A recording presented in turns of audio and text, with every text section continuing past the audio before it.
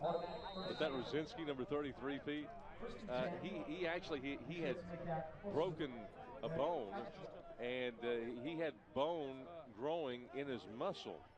Believe it or not, the calcium deposit. He took a hit. I don't think he broke his foot, but he took a hit, and calcium started to develop, and bone actually started growing in his muscle, and he's finally back. Cerna takes hits, carries it forward. The pile gets pushed forward near the 5-yard line as the whistle sounds. I don't know if I've ever heard of that. I rely on you for all of these scientific and medical diagnoses. Exactly. Well, there's another 33 as he's able to cut it inside. Corcoran doing a good job. Did a pretty good job protecting the football there, too. Cover it up, two hands.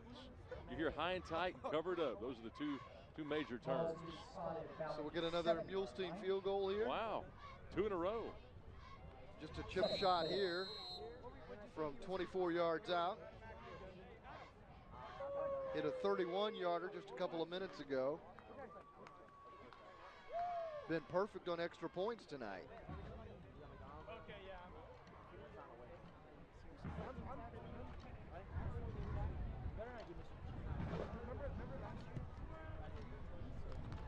This one is good. Mulestein's field goal is good. And so Mulestein makes it 48-7 in favor of the Vikings.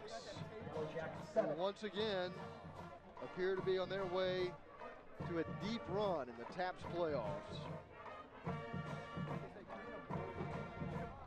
It's going to be a difficult team to stop. Here's that look at that field goal that you were talking about. There's a little kick, kind of get it started. That's quite peculiar. You don't see that very often, but it gets him going. If you got Mule in your name, you got to have a little kick, right? A little donkey kick. I mean, there he goes. Oh. Well, kickers beat to a different drummer. He's a good one, though. I'd like to see him try a long one because I think he's got the leg for it. Those shoes look like they hurt. They're really snug, aren't they? Aren't they? Those are like soccer shoes.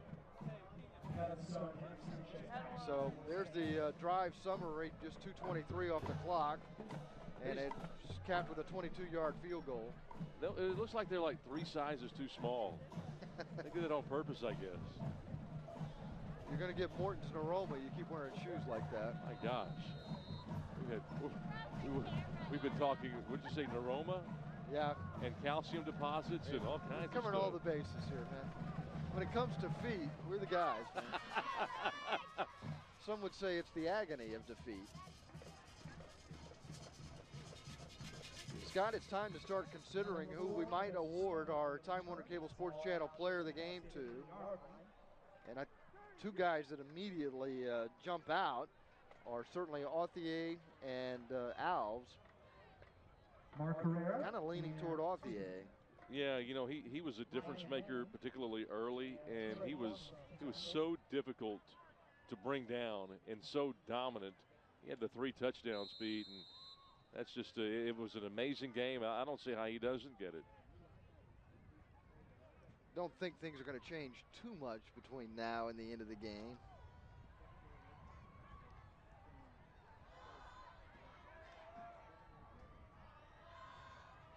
St. Anthony just trying to get something positive going here. They give to Sanchez. Sanchez crosses the 20 and works his way all the way to the 30-yard line. Number 5 has Sanchez on the carry.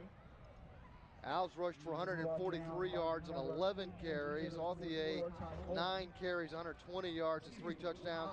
Alves also rushed for a touchdown. You know when you know the game's out of hand? When you get a first down. When it's 35-7 at halftime? Well, yeah, that too. But when you get a first down and they don't even bother to stop the clock. That's right. It's a TAPS rule. Once a team gets up by 40, the clock runs continuously. And Nolan, with those 2 field goals, now have a 41-point lead. So the fourth quarter is going to wind down pretty quickly on us here. With the Vikings up by 41. All spotted at the 33. Second down and 7. I tell you, you know, it's a tough game to go out on.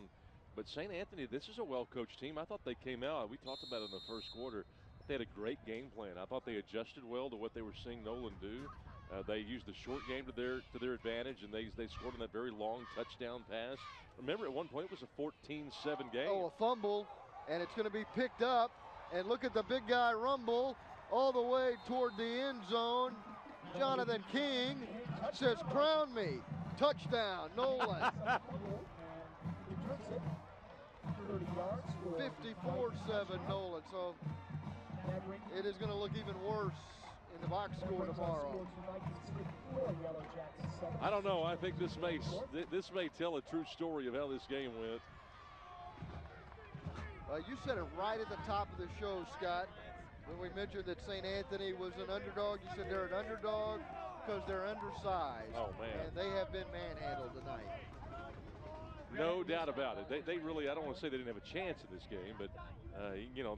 Yeah, because Nolan could have flopped, but they didn't, boy. Nolan has played great. We're not comparing apples to apples, I don't think. Why are you always talking about food? I don't know. I told you we were going to go eat. The extra point is good, so Mulestein remains perfect. I never thought Mulestein would see so much time here in the second half. It's 55 seconds. Look at this guy. 55-7. King will long remember this play. St. Anthony would just as soon forget it. Man runs pretty well for a big lineman. Look at it. Using those hands. Get out of here. He wanted that touchdown. Yeah, he did. I'll bet that's his first one of the year.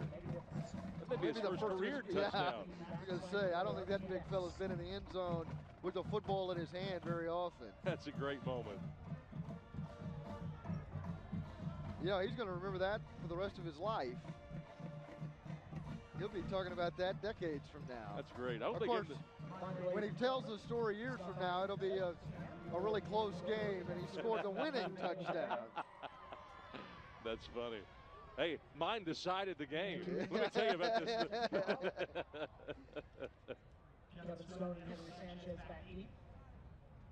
So our Time Warner Cable Sports Channel player of the game is David Authier, the senior fullback, who tonight rushed for 3 touchdowns and had 120 yards on 9 carries and really propelled the Vikings to their 35-7 halftime lead. And they have gone on to a 55-7 lead now, adding 20 more points here in the second half. And Authier really did go into beast mode tonight. You know, at 21-7 second quarter, St. Anthony's team was still in it, but Nolan just really grabbing the bull by the horns, and they deserve, without question, to go on and get that second round opponent. You and I have been really lucky this year. We haven't had a lot of these blowout games like we've got here tonight, but we haven't seen many teams dominate the way Nolan has either. And there's some beauty in that, just watching a team hit on all cylinders. I love watching Nolan. I love watching their offensive line. I love how they work as a unit. You know, Pradam said, you know, we need to work on our timing. And there were times when the line looked good, but then there were times when they looked great. And a game like this will allow you to kind of relax a little bit and get some things accomplished in that running game that, you know, people may overlook. Yeah, because there's so many of the little things that could easily break down. You always think, you know, when you got a great team and you're a coach and you've got a state championship team, it's a very fragile thing that you're holding. You always feel like it could fall apart at any moment. We're midway through the fourth quarter. It's first down and 10 for St. Anthony at the 15-yard line.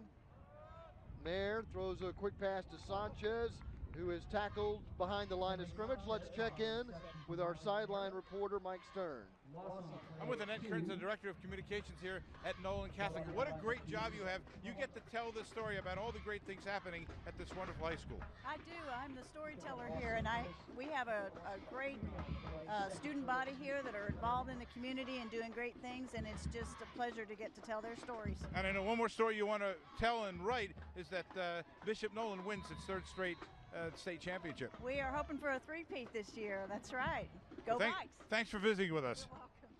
Back to you, Pete. All right, thanks a lot, Mike.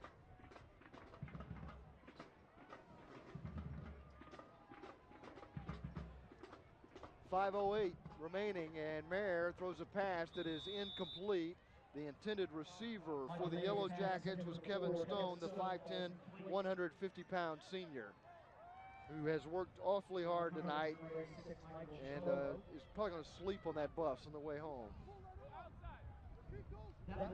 And I'm assuming they're going to be going home tonight.